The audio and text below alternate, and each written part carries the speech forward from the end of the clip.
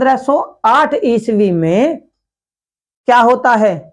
1508 ईस्वी में Francisco de Almeida क्या मिस्र, तुर्क और महमूद बगेड़ा ये तीनों शक्तियां थी जो कि अब पुर्तगालियों से संघर्ष करती हैं, है ना। बेगडा सर, ठीक है ना, महमूद बेगडा थी। अब ये तीनों शक्तियां इनसे लड़ती हैं और इन्हीं शक्तियों से संघर्ष करते हुए फ्रांसिस्को डी अल्मीडा का पुत्र क्या था? 1509 की घटना है। फ्रांसिस अल्मीडा का जो पुत्र था उसका नाम था डॉम लोरेंस्को। क्या था? डॉम लोरेंस्को, जो इस युद्ध में मारा जाता है। मारा तो जाता है बेचारा, लेकिन क्या है, पुर्तगालियों से इन तीनों शक्तियों को क्या होता है? हारना पड़ता है। तीनों शक्तियां हार जाती हैं। अब इसके बाद में पुर्तगालियों का जो अगला बन के आता है क्या? फ्रांसिस डी अल्बुकर था, जो कि 1509 से लेकर 1505 ईस्वी कर पुर्तगालियों का नया गवर्नर बनकर आता है, जिसे पुर्तगाली साम्राज्य का वास्तविक संस्थापक माना जाता है। क्या था? संस्थापक माना जाता है। अब ये वही अल्बुकर हैं,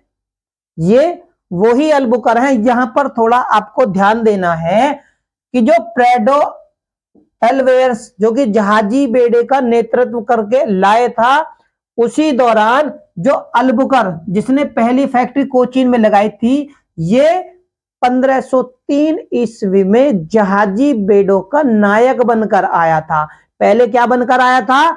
जहाजी बेड़े का नायक बनकर आया था। लेकिन उसके बाद समय जब आता है 1509 ईस्वी, क्योंकि इसने 1500 कोचीन में अपनी पहली फैक्ट्री लगाई और दूसरी 1505 में कन्नूर में, जबकि एक नायक था, ठीक है ना। लेकिन फ्रांसिस्को डी अल्मीडा प्रथम गवर्नर क्या था?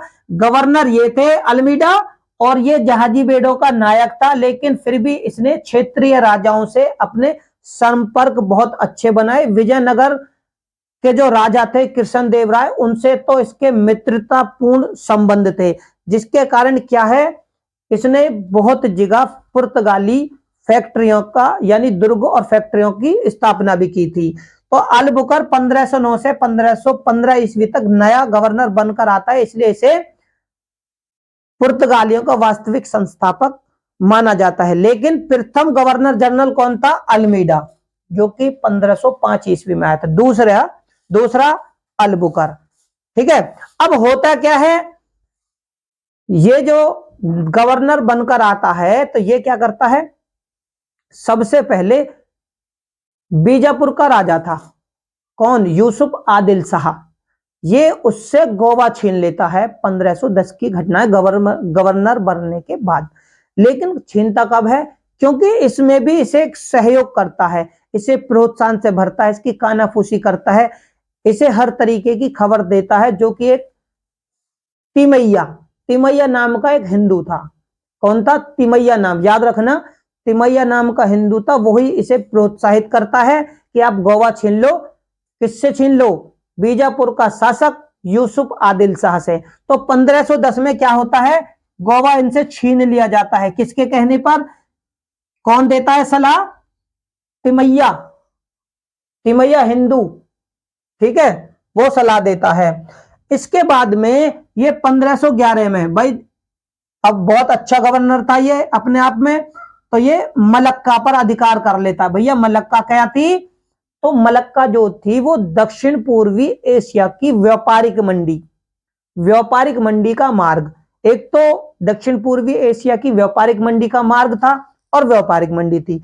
तो ये मलक्का पर 1511 में बहुत तेज थे, ठीक है ना, तो उस पर भी ये अपना अधिकार कर लेते हैं। इसके बाद में देखो रास्ते में आने वाला, देखो फारस की खाड़ी में एक द्वीप था जिसका नाम था हॉर्मुज। ये हॉर्मुज पर भी 1515 ईस्वी में कब्जा कर लेता है, क्योंकि अपना मार्ग इन्हें सुरक्षित करना था और बढ़िया करना था, सुगम करना था और अपने ज्यादा से ज्यादा विस्तार करने थे।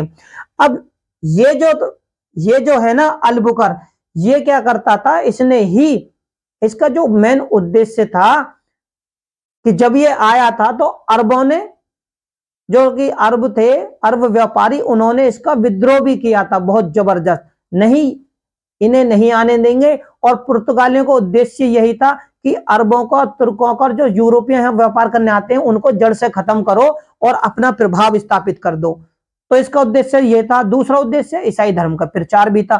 तीसरा, इसने क्या कहते हैं, पुर्तगालियों को सलाह दी कि आप आओ भारत में बसो, यहाँ की स्त्रियों से शादी करो और अपनी जनसंख्या में वृद्धि करो, ताकि अपनी स्थिति और भी ज्यादा मजबूत हो जाए। ठीक है, तो इसके जो संबंध थे अल्बुकर्क के, वो विजयनगर के शासक कृष्णदेवराय से बहुत ज्यादा मित्रतापूर्ण संबंध थे। क्यों थे? इसने एक दूत मंडल और फादर, कौन था? ईसाई फादर थे, फादर लुइस, ठीक है ना, इसको विजयनगर के दरबार में भेजा था। क्यों भेजा था? एक उद्देश्य था कि कन्नूर और भटकल, कन्नूर और भटकल के बीच में जो जमीन थी उस पर अपनी फैक्ट्री स्थापित करने के लिए अनुमति मिल जाए या जमीन मिल जाए। ठीक है ना, ठीक है, ये इसका उद्देश्य था। इसके बाद में क्या होता है? इसके बाद में जो नया आता है नीनो डी कून्हा, क्या था? पुर्तगालियों का नीनो डी कून्हा आता है। इसके साथ में क्या था? डच आए थे, डच आए, फिर ब्रिटिश का भी समय शुरू हो गया था। तो इधर भारतीय क्षेत्रीय राजा संघर्ष करने में लगे हुए थे, इधर ये फ्रांस पुर्तगाली संघर्ष कर रहे थे, डच संघर्ष करते हैं, फिर है ना, फिर ब्रिटेन वाले भी, फिर क्या कहते, क्षेत्रीय राजा भी आपस में संघर्ष कर रहे थे, अपनी अपनी शक्ति बढ़ाने में सभी संघर्ष कर रहे थे। उनके बारे में भी हम अपने आने वाली वीडियो के माध्यम से जानेंगे। अब 1529 में जो नीनो डी कून्हा है वो 38 तक गवर्नर जनरल बनकर आता है, और ये 1530 ईस्वी में क्या करता है?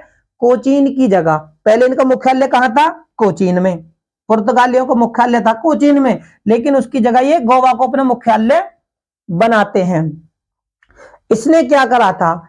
इसने सबसे पहले सेंट थोमे मद्रास, क्या? सेंट थोमे मद्रास और हुगली बंगाल, हुगली बंगाल और द्वीप में पुर्तगालियों की बस्ती बसाई। ठीक है, पुर्तगालियों की बस्ती बसाई, और इसका भी मकसद यही था कि ईसाई जितने से ज्यादा भारत में आ सके आए और स्त्रियों से शादी करें, अपनी बस्ती बसाएं और अपनी स्थिति मजबूत करें। इसने क्या करा था? इसने अफ्रीका, इसने भी अपने जलमार्ग को सुरक्षित करने के लिए अफ्रीका में क्या था? मोम्बासा पर इसने कब्जा किया था। और इसके समय में एक घटना और थी, इसके समय में जो थी, गुजरात का जो शासक था वो था बहादुर शाह। क्या था? बहादुर शाह। अब बहादुर शाह के जो संबंध थे वो तुर्कों से बहुत अच्छे थे। अब पुर्तगाली जब गुजरात की तरफ बढ़ रहे थे, बहादुर शाह को जब उनसे थोड़ा भय या संकट की स्थिति पैदा हुई तो तुर्कों के साथ में अच्छे संबंध थे, तो इन्होंने क्या? तुर्कों से मदद मांगी। और जब तुर्कों से मदद मांगी तो अब तुर्की आ लिए। तुर्कियों ने क्या करा? तो तुर्कों का कौन था? सुलेमान रईस, तुर्कों का सुलेमान रईस था, जिसने एक जहाजी बेड़ा भेजा कि ठीक है हम तेरी सहायता के लिए जहाजी बेड़ा भेज देते हैं। तो जहाजी बेड़े में कौन था? जहाजी बेड़े में जो उनकी तरफ से लड़ने आया था उसका नाम था रूमी खां। रूमी खां ने क्या करा? पुर्तगालियों को, बैनो बैन में हो गया भयंकर युद्ध। जब युद्ध हुआ तो रूमी खां ने पुर्तगालियों को पीछे हटने के लिए मजबूर कर दिया, यानी पुर्तगालियों को पीछे हटा दिया इसने, रूमी खां ने। तो मेरे प्यारे साथियों, उम्मीद करता हूं आपको पुर्तगालियों के आगमन और इनके गवर्नरों के बारे में, जो उनके समय के दौरान जो महत्वपूर्ण घटना घटित हुई थी उसके बारे में विस्तार से जानकारी मिली होगी। मेरे प्यारे साथियों, इनसे संबंधित क्वेश्चन किस प्रकार से पेपरों में पूछे जाएंगे वो हम अपने आने वाली वीडियो के माध्यम से आप लोगों को कराएंगे। ये पुर्तगालियों का पार्ट 1 है, और इसके बाद में जो जानकारियां आपसे बची हुई हैं वो हम पार्ट 2 में कंप्लीट कराएंगे। तो मेरे प्यारे साथियों, चैनल नया है, इसे ज्यादा से ज्यादा लाइक, शेयर, सब्सक्राइब करें। डिस्क्रिप्शन बॉक्स में लिंक दिया हुआ है, वहां पर जाकर आप हमारी सारी वीडियो को देख सकते हैं। धन्यवाद।